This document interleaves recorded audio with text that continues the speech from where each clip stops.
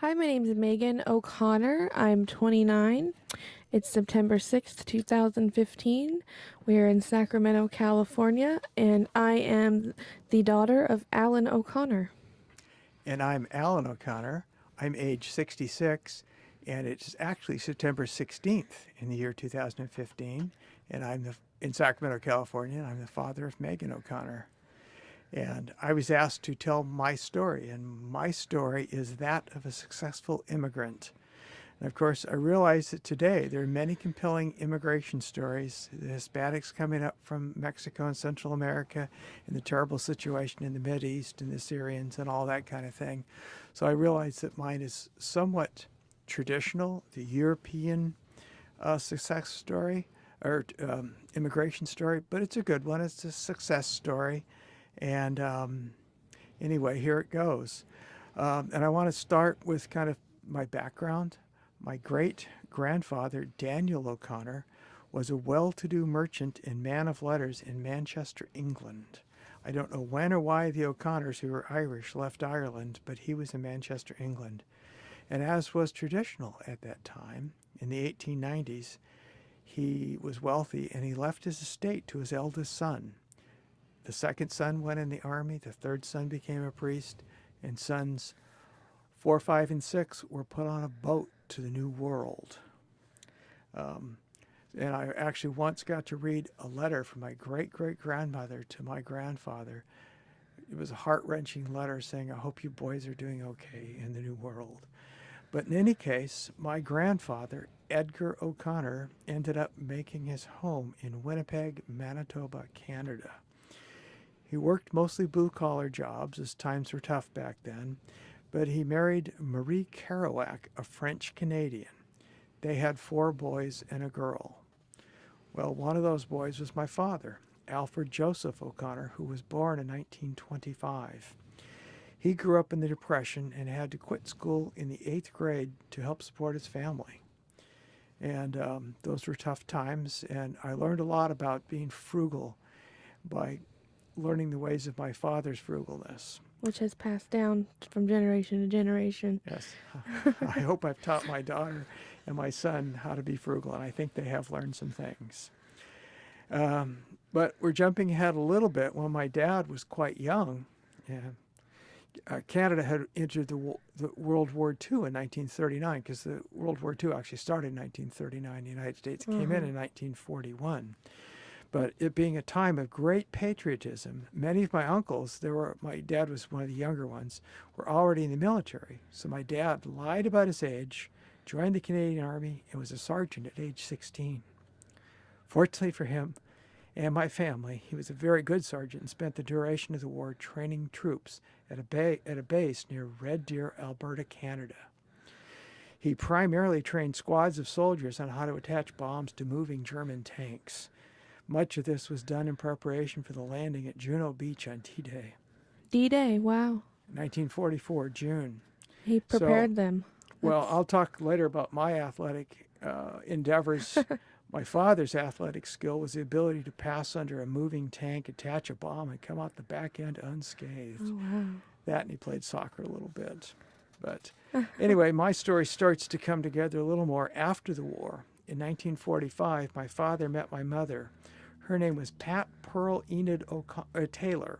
Her mother, Margaret Malcolm, had married George Taylor, and they had 8 children.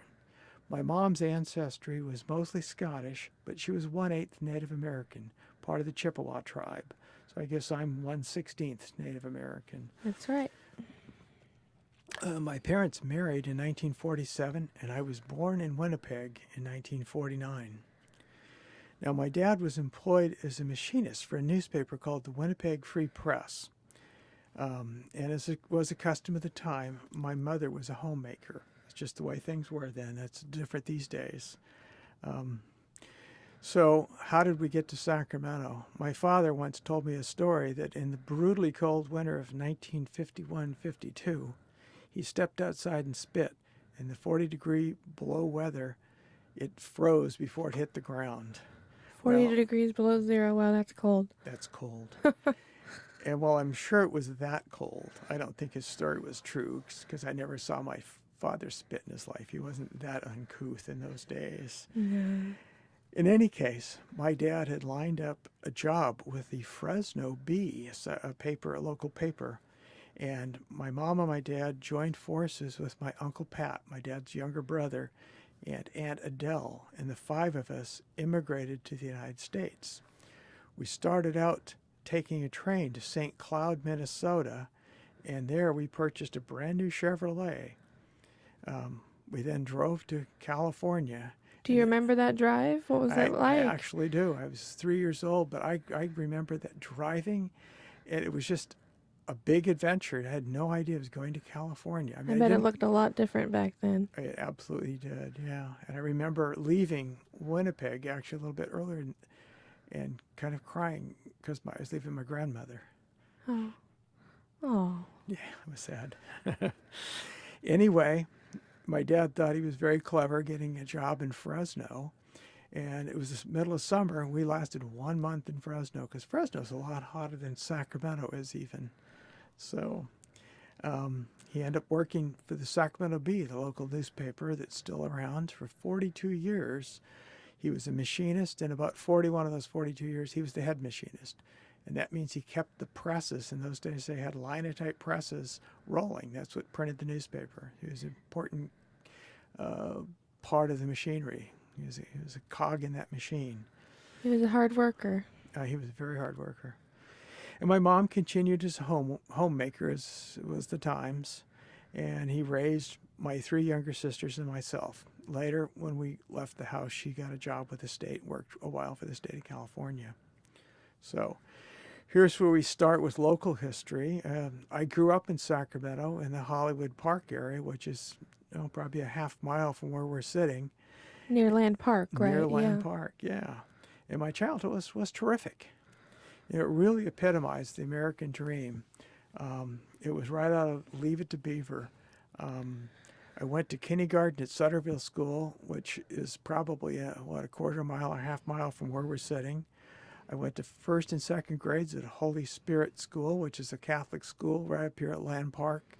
By the zoo. By the zoo.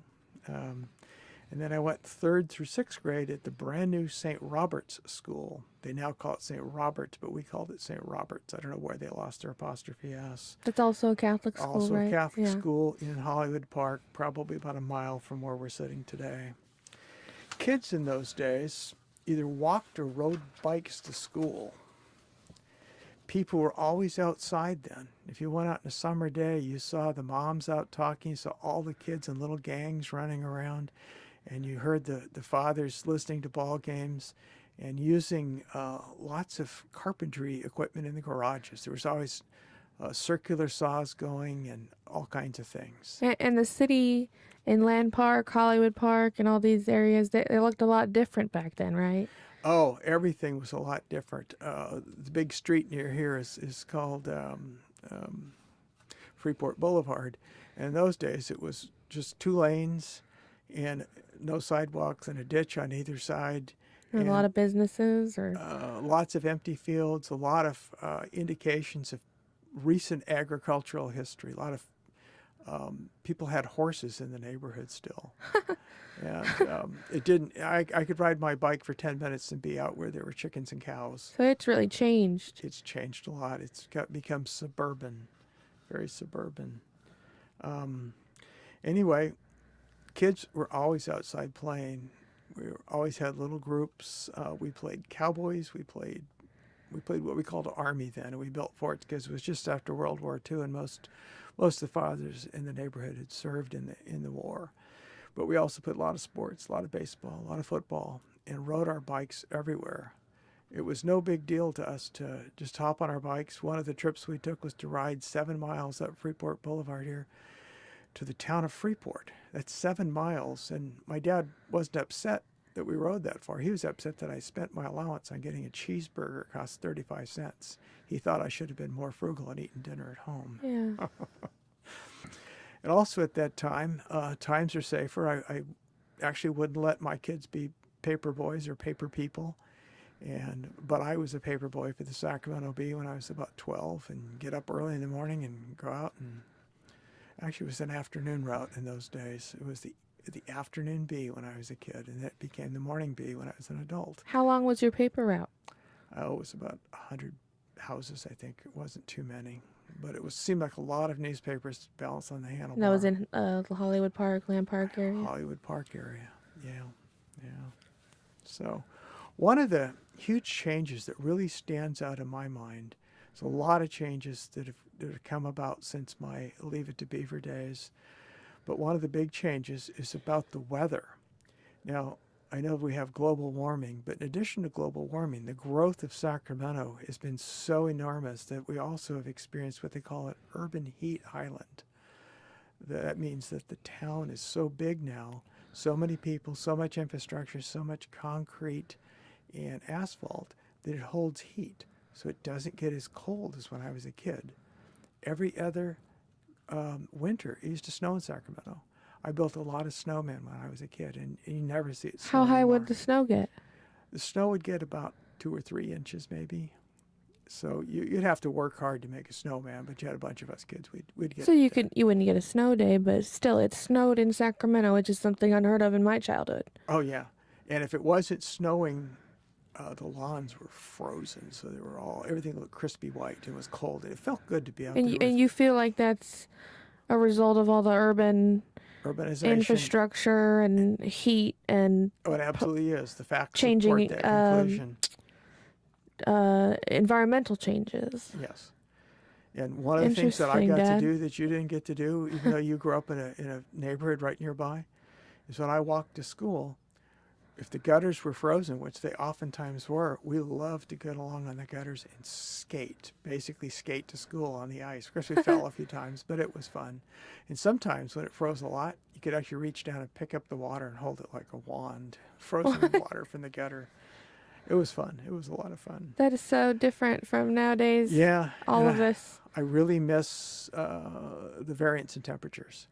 Of course, when I was a kid, it seemed less hot than it gets now, probably because I was out doing things and swimming and whatnot. But it seems hotter to me now, too, in the summer, which I think it actually is. But It really does make you think about climate change. Even when you see it from generation to generation, a drastic change like that, it really makes you think.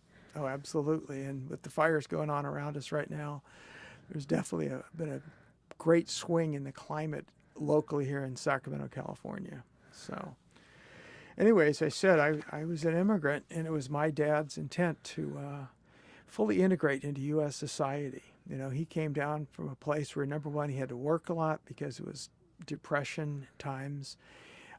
His sports were soccer, and he didn't get to do much. But he encouraged me to do a couple of things, one of which was to join the Boy Scouts. So I became a Cub Scout, later a Boy Scout, achieved the Eagle Scout rank at the young age of 14. I got that award right here in this neighborhood. So it's all tied to this great Hollywood Park, Land Park area. Sacramento. In Sacramento, yeah. And I also became what they call a Vigil Honor member of the Scout Honor Society, the Order of the Arrow, and the Maya Lodge. And I became an Explorer Scout. And then for a while, my dad was our scoutmaster and took us camping. And that was the big thing about being a Boy Scout. It was fun to work on the ranks, to learn skills and things like that. But we went camping every month. So rain or shine, we were always out camping. And it was challenging. It was a lot of fun. So it was more about being outdoors, and there was more outdoors that was accessible in those days.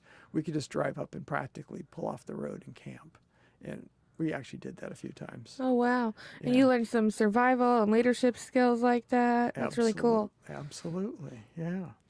So as an adult, I was also briefly a scoutmaster and later worked as a scout commissioner and was given the Silver Beaver Award by the local Golden Empire Council.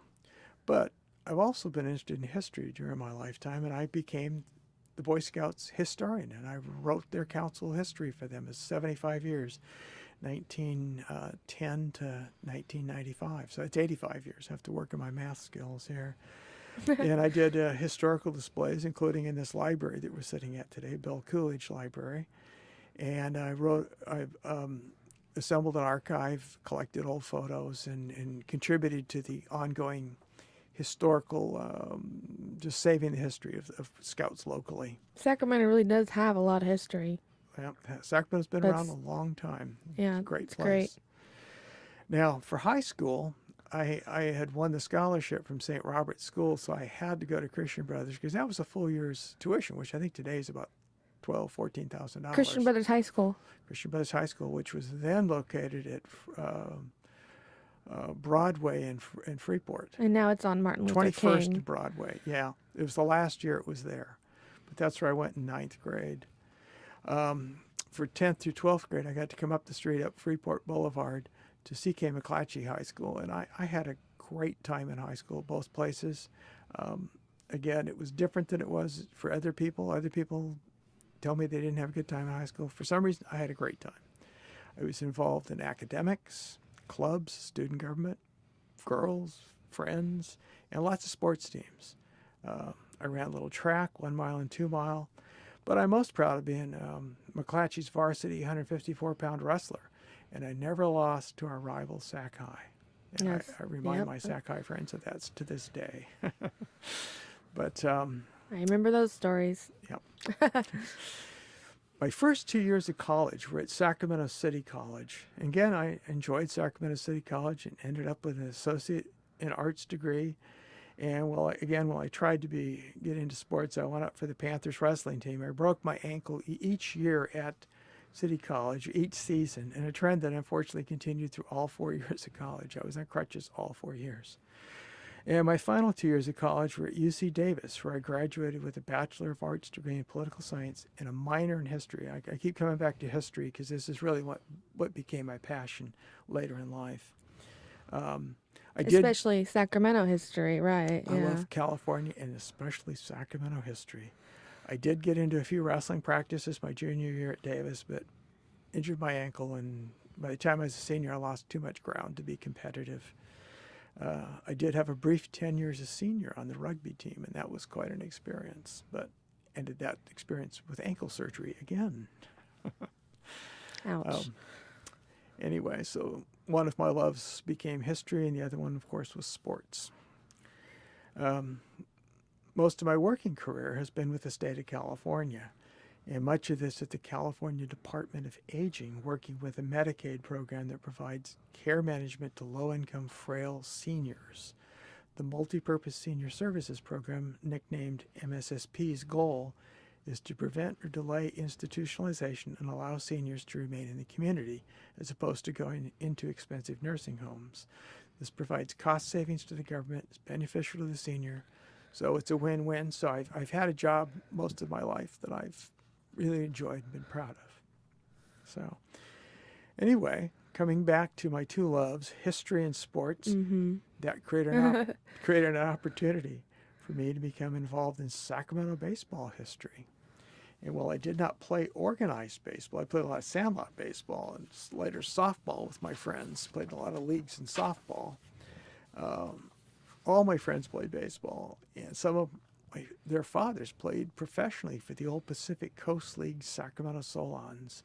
And my dad knew a lot of the old ball players, including Joe Marty, who has a bar down the street here, or used to have a bar on Broadway. And who's Joe Marty again? Joe Marty, the field at Christian Brothers High School is named the Joe Marty Field. He was the first Sacramentan to hit a home run in the World Series in 1938. That is so cool. Yeah. So anyway, your grandfather knew Joe Marty. How about that? That is so cool. And then Love it. as a kid, and this is in the 1950s, a long time ago, my dad and I attended Solons games at Edmonds Field. And this was at the corner of Riverside and Broadway, where the Target store is now. But that was from 1910 I remember. to 1960, the home of Sacramento baseball. Lots of great names played there. Joe DiMaggio, Ted Williams, Willie Mays. I could go on. I won't, but I could. And there's a lot of I know you professional could. baseball played there. But anyway, in the 1990s, I noticed that no one locally was taking care of this Sacramento's professional baseball history. So I put together an archive of local baseball articles, documents, cards, team signed baseballs and photos. And I just tried to document what had happened. I gathered all kinds of source material, and I eventually wrote a book on the history of the Sacramento Solons. I also did lots of Gold this. on the Diamond. Yes, it That's was. your book. And I did many displays at the city libraries downtown at Central Branch, at the ball field where the Sacramento River Cats play at Raleigh Field, the Sacramento. I do displays at the local Hall of Fame inductions at Christian Brothers at the LaSalle Club, the Folsom History Museum, San Francisco's History Museums, and several times at the Sacramento History Museum in Old Sac. Excuse me. And through this, I became a member of the board of directors of the County Historical Society, became active in the Society for American Baseball Research and the Pacific Coast League Historical Society. I was lucky and got involved in the production. I wrote the initial script of a local PBS documentary, which was done by KVIE, entitled The Golden Game, about Sacramento baseball history, which stretched from the Gold Rush through the River Cats. And when Ken Burns came to town in 2010 to launch his second baseball production, The 10th Inning, I was invited to lunch with him, and he thanked us for doing a mini Ken Burns. So, and as you alluded to, in 2008, I wrote Gold on the Diamond, which was about Sacramento professional baseball history from the 1880s to 1976. So, some of the thoughts that I wanted to leave behind me by documenting all this history is that baseball's been played in Sacramento Valley since the Gold Rush. And it came with the people that came to the Gold Rush. Alexander Cartwright, who's one of the founders of baseball, played baseball in San Francisco, and legend is that he played here in Sacramento. He did stop here in Sacramento. So kind of like Johnny Appleseed, perhaps he brought the game with him as he came out this way. I guess we'd like to think so then, huh? Yeah, it's great. It's a great story. And I like great stories, especially old baseball stories. So, and prior to the major leagues coming out to the West, San Francisco Giants and the Los Angeles Dodgers, the so-called major leagues only went as far west as St. Louis. So Yeah. from 1903 to 1957, the old Pacific Coast League was the West Coast's third major league. Sorry. And I wanted to just make sure that history remembers that. And, that league went from being an open classification league, it was downsized to the current AAA level and feeder league to the major leagues. But prior to that, it was essentially the third major league. So that's my story of local baseball history and how I got involved in it and what I wanted to do to continue with it. And baseball meant a lot to Sacramento. The fans really enjoyed going to the games, and it was it was a way for everyone to come together when the Solons would play, and it was a big deal for people to go see the ball game, and it was a very meaningful sport. It was the major source of entertainment in Sacramento from about 1900 all the way to about 1960. There wasn't much television until the 50s. There wasn't other things to do. There weren't other activities, no internet, anything like that. So one of the major entertainment pieces of Sacramento was baseball. And it was played in this neighborhood down at the corner of Riverside and Broadway. So it truly is a big piece of this town's history. It is. It really is. When I do presentations on baseball history, and if the audience has people older than me, they all fondly remembered the times they spent going to Sacramento Solons baseball games. So I struck a chord with some of the older people, which is part of the reason I wanted to record this sort of thing. So, and, I wanted to just also mention that I think my story has come full circle because Megan and Michael, my kids, they went to local schools, some of the same exact schools that I went to. They participated in multiple sports. They graduated from Sacramento City College, which makes them third-generation Sacramento City College graduates. They also have an associate's degree from Sac City College. Because even though my father had to quit going to school in the 8th grade, when he got to Sacramento, he went to City College and graduated in the 1950s. So we got 3 generations of City College grads. It's a great school. Yeah, and I finished college, and Michael's finished, and Megan's getting very close to finishing. So we're all going to be college graduates down the road here. and they all participated in multiple sports. I think I mentioned that. My kids were pretty good athletes, and we're good athletes, not great athletes, but we had fun. It became part of the balance of life. And that's how I like to look at it. Ellen, do you have a specific baseball memory of your own that stays with you? Yeah, I remember going to the games, and this is in the 1950s. So I didn't start going to the games when I was about 7 or 8, and then, 9 and 10. And the Solons went away after the 1960 season, so they went away when I was 11, after I was 11 years old. But going to those games, it was just fun. I was a kid, and so I was just as happy to eat a hot dog as watch the game. But when the action was going on, I got to know some of the players, like Nippy Jones, the first baseman. I got to know who Al Heist was, some famous, semi-famous people, at least famous to Sacramentans. But my one fond memory is I always loved to watch the catcher because, around home plate, there's always a lot of dust, and there's always a lot of action, and a lot of collisions. And so there'd be dust, and they wore these like armor almost. They had chest protectors and shin guards and face masks. And I was fascinated by catchers. And then later in life, about 15 years ago, I got to meet the catcher that I used to watch. And we've become friends. Kuno Berrigan was a catcher for the Sacramento Solons when I was going to those games in the 1950s. And he later played for the Chicago Cubs. And we still go to monthly lunches together. And Kuno and I have participated in a lot of events and had a lot of fun talking baseball, especially Sacramento baseball, and about how he grew up in Sacramento as well. So, do you also have a connection to baseball, Megan?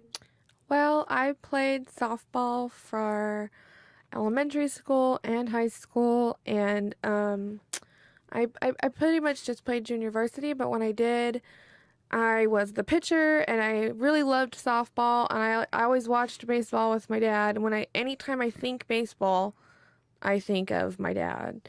So yeah, I guess you could say I have a special connection with that sport. And even though I wasn't able to play baseball because you really can't when you're a girl, I did play softball for that reason. I guess it's a family thing.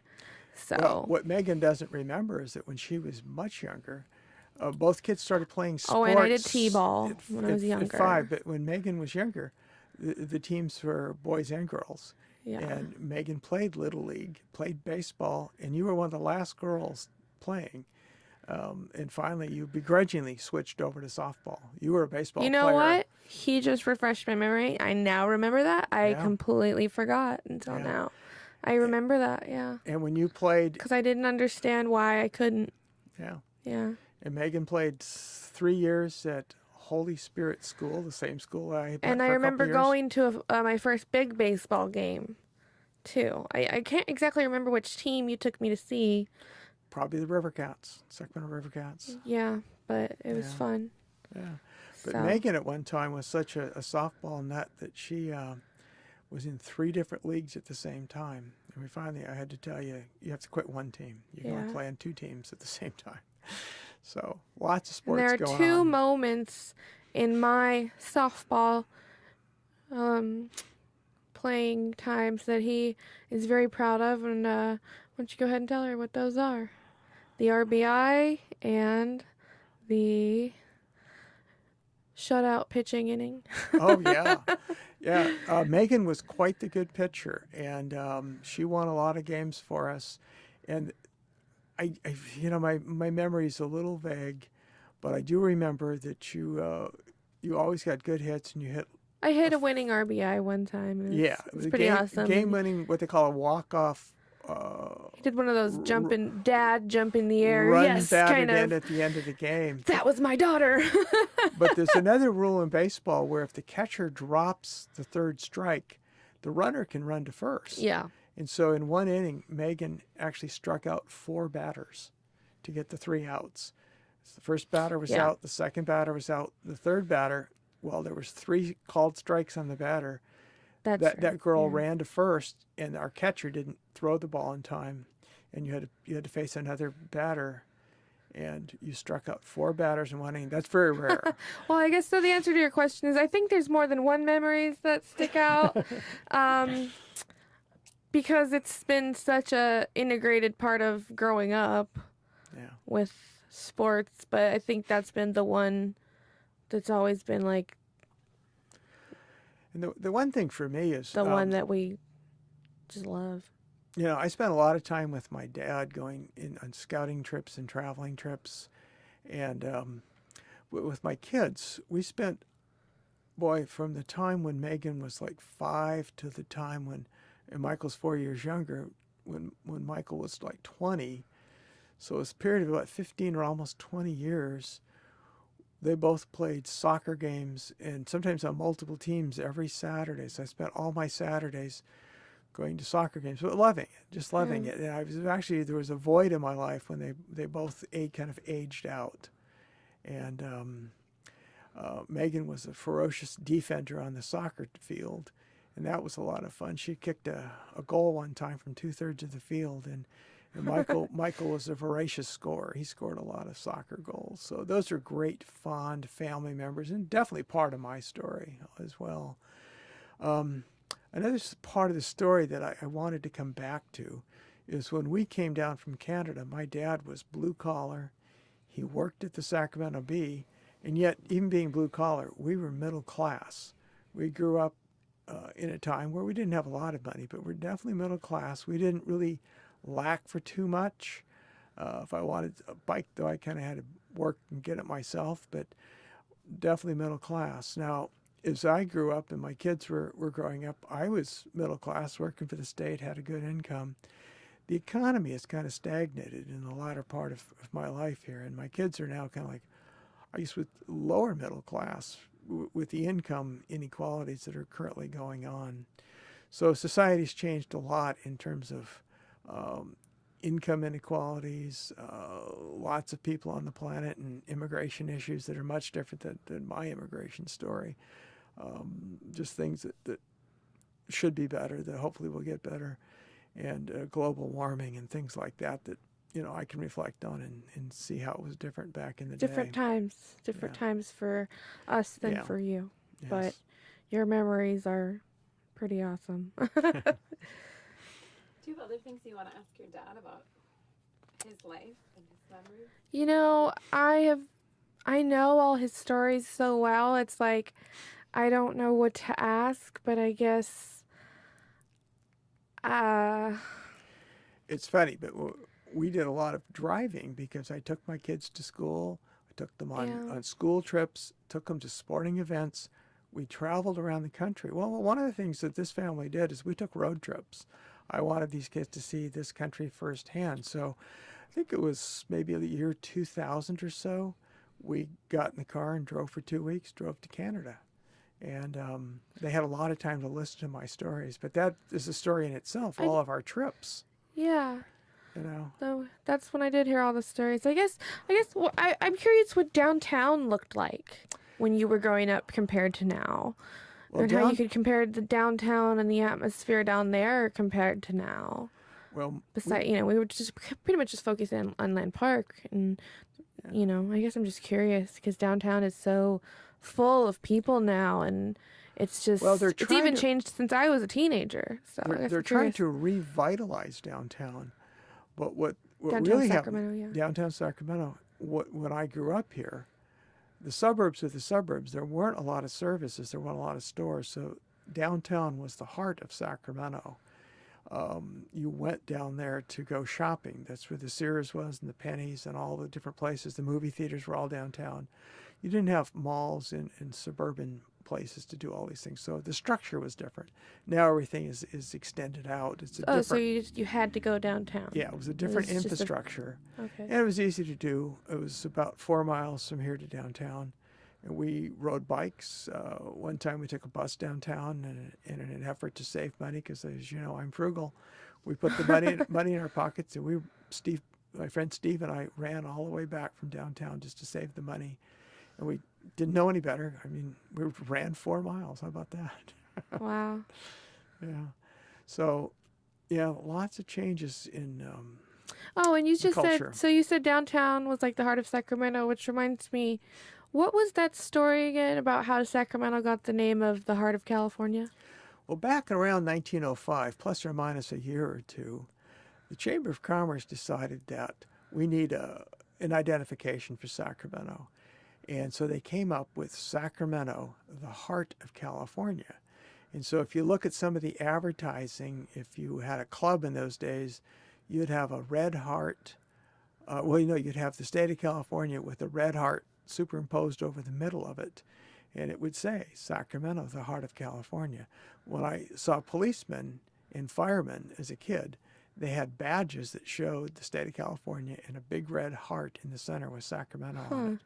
And the old ball team even used that as a logo from after World War I up to the mid-1930s. So Sacramento in those days, up to the 1960s, was the heart of California. Yeah, I remember you talking about that. I was just curious. Yeah, I know they're trying to come up with new identities today. One time I think we were nicknamed, not officially, but nicknamed the Big Tomato. Yeah, that's right. Yeah, yeah. So I guess the Big Tomato really has gone through some changes, huh? Yeah. But now we have the River Cats instead of the Solons. So we still have baseball. Yeah, and for the first 10 seasons, I, of course, had season tickets, and I took you guys there quite a bit. And so you saw a lot of baseball at that level. And the Sacramento River Cats was a AAA affiliate for those years of the Oakland A's. They're now the AAA affiliate of the San Francisco Giants. Yeah. But as I was saying, in my day, they didn't have affiliates like that. They That's had right. minor leagues, but people wanted to play in Sacramento. When Joe Marty left Sacramento, he went to the Seals, which is part of the Pacific Coast League, and they sold him to the Chicago Cubs. And then he played for the Chicago Cubs, later the Philadelphia Phillies, and after the war decided to come back and play for the hometown Solons because they paid him just as much, and the competition was just almost as good. Maybe just, he said at one time, I think he said it was about 1% less, but essentially the same competition with the same pay. And the Pacific Coast League was modernized. They flew airplanes, whereas up until the 1950s, the major leagues back east, or as they called them now out here, the Eastern leagues, they rode trains. The West Coast, they rode airplanes. So it was quite different. There was lots of differences that I won't get into a lot of depth. Because you could go I could on and on and on and on. Yeah. Wow. So. Do you want to say any last things? Well, I do want to say, just kind of re-summarize the fact that, I'm a successful immigrant, although a different kind of immigration than we see today. It was a good one.